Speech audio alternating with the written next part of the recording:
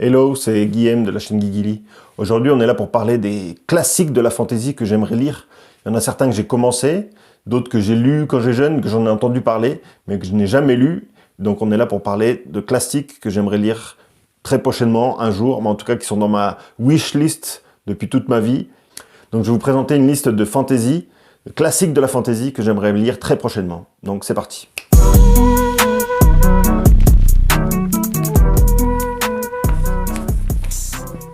Le premier classique que j'aimerais lire, enfin que j'aimerais plutôt relire, parce que j'ai commencé il y a une quinzaine d'années, j'en suis arrêté au tome 5, mais j'ai jamais continué.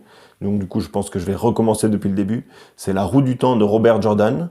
Et en plus, là, la traduction en français est enfin terminée. Le 14e tome, écrit avec Brandon Sanderson, est sorti en France en novembre, je crois.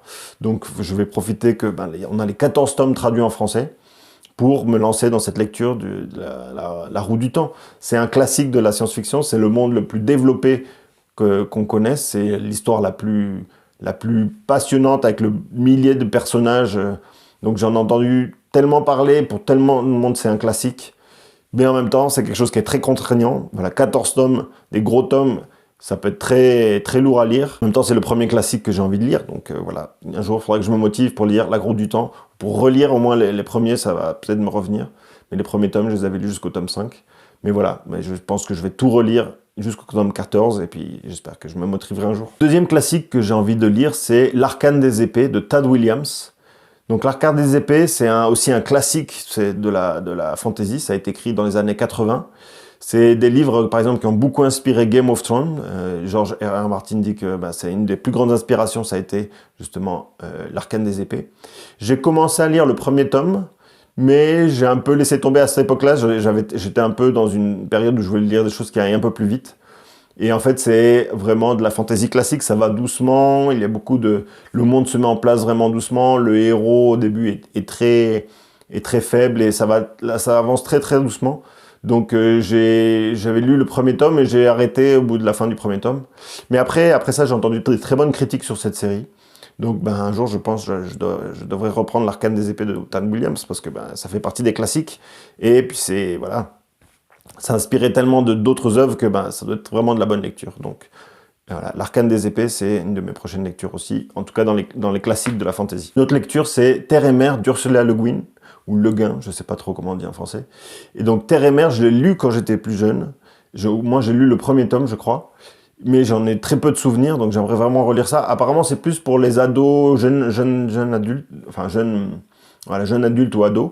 Mais ça a aussi inspiré tellement de monde, et puis c'est un classique. Donc Terre et Mer, le monde de Terre et Mer, je crois, c'est le magicien de Terre et Mer, il y en a plusieurs livres, il y en a 3 ou 4, je crois. Donc Terre et Mer de Ursula Le Guin, c'est aussi un must, un classique à lire. Donc j'espère le lire bientôt. L'autre autrice que j'aimerais lire, c'est Margaret Weis avec Dragonlance. C'est aussi une œuvre que j'ai entendu des très bonnes critiques. Elle est très peu connue, elle est beaucoup moins connue, je pense, en Europe ou en France, parce que c'est une œuvre américaine, je crois, et qui n'a pas été traduite, ou qui a été traduite il y a très longtemps et qui est un peu passé inaperçue. Mais Dragonlance, ça m'inspire beaucoup. J'ai entendu des très très bonnes critiques, beaucoup de gens ça fait partie de leur classique. Donc voilà, Dragonlance de Margaret Weis, j'ai vraiment envie de lire ça aussi. Un autre classique, mais qui est un peu plus récent, c'est Bloodsong de Anthony Ryan. Je sais que moi j'ai mon frère qui l'a lu il y a pas longtemps, il m'a dit c'est super bien.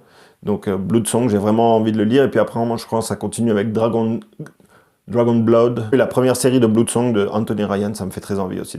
Une autre série aussi que j'ai entendu parler, souvent avec des avis très partagés, mais ça me fait très envie, c'est La Tour Sombre, la série de La Tour Sombre de Stephen King. Donc là, Stephen King qui fait de la fantasy, c'est son œuvre de fantasy. Apparemment, les fans sont absolument fanissimes de cette série. D'autres disent c'est trop bizarre.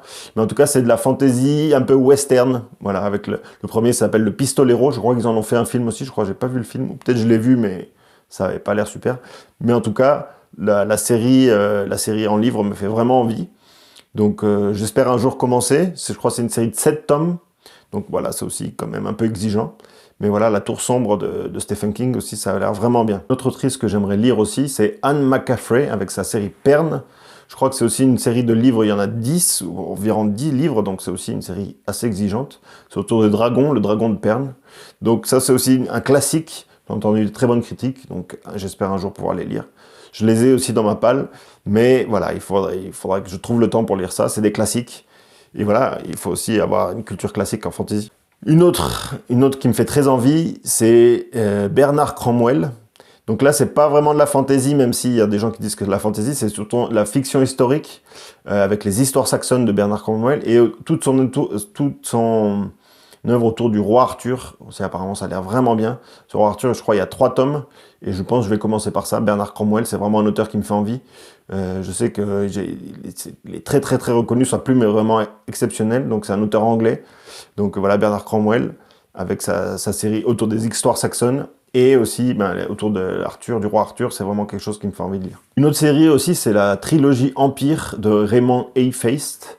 Donc là aussi, je crois c'est fille de l'Empire ou sœur de l'Empire. Enfin, en tout cas, la série Empire de Raymond A. Feist, ça me fait très envie aussi. J'ai entendu de très très bonnes critiques pour beaucoup de personnes, c'est une des meilleures séries qu'ils ont lues.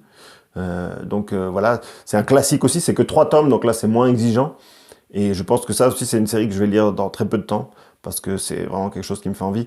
Et en même temps, c'est un classique, je pense déjà que ça a une 30aine d'années, donc voilà, ça fait rentrer dans les classiques, quoi. Une autre série qui me fait très envie aussi, c'est Blackwing, de Ed McDonald. Donc Blackwing, je crois que c'est autour des voleurs, voilà, c'est autour d'une histoire, une sorte de voleur.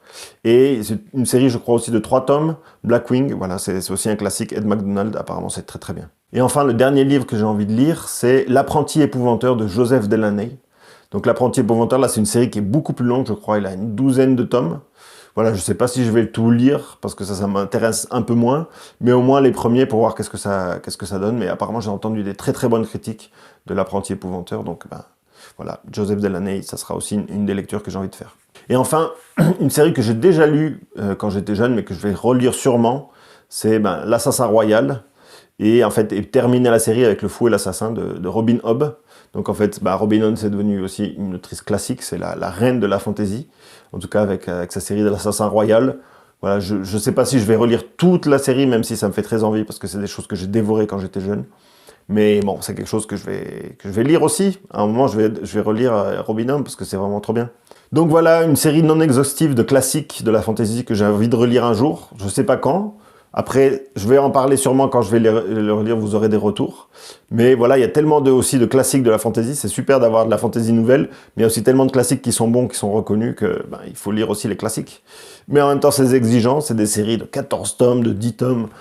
Quand c'est que 3 tomes, on est content. Donc, mais bon, c'est des lectures classiques, c'est de la fantasy, et il faut les lire. Donc voilà, toujours plus de fantasy. Donc voilà, c'est un peu la wishlist de mes fantaisies, j'espère que ça vous a plu, puis on se retrouve très bientôt. Ciao!